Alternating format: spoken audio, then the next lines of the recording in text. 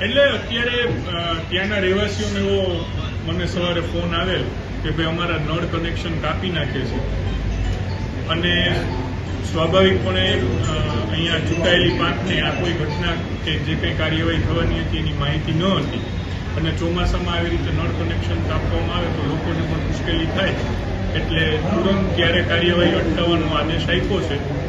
અને માહિતી લઈ અને અત્યારે બધા રહેવાસીઓ એવા એના આધારે માહિતી પણ અમને મળી છે અમારા ત્યાંના ચૂંટાયેલા કોર્પોરેટરોએ પણ માહિતી આપી છે એટલે એકચ્યુઅલમાં પ્રોપર્ટી ગુજરાત હાઉસિંગ બોર્ડની છે કોર્પોરેશનને પ્રોપર્ટીના સ્ટ્રક્ચર સાથે સીધું કોઈ લેના દેના છે નહીં પરંતુ નબળા બાંધકામને લીધે કોઈ જાનહાનિ ન થાય આ માટેનો જે વિષય છે એની તકેદારી લેવી જરૂરી છે એટલે એના માટે એ લોકોનું એફિડેવિટ માંગ્યું છે એફિડેવિટ આપી દેશે એના આધારે નક્કી કરશું કે કોના મકાન ઉપર કઈ કાર્યવાહી કરી અમારી ચૂંટાયેલી પાંખ દ્વારા દરેક સૂચના નથી અપાતી હોતી કારણ કે એડમિનિસ્ટ્રેટિવ પાંખ એની રીતે આકલન કરીને કામ કરતી હોય છે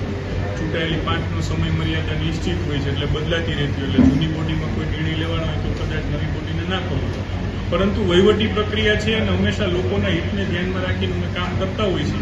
માટે અત્યારે આ નિર્ણય લીધો છે એ લોકોએ દિવાળી સુધીનો માગ્યો છે 3 મહિનાનો 4 મહિનાનો તો સ્વાભાવિક છે રિપેરિંગ કરવામાં એટલો જાય પરંતુ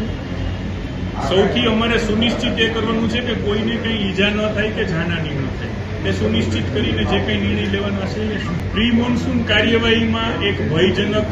જે ઢાંચો હોય છે એને પાળવાની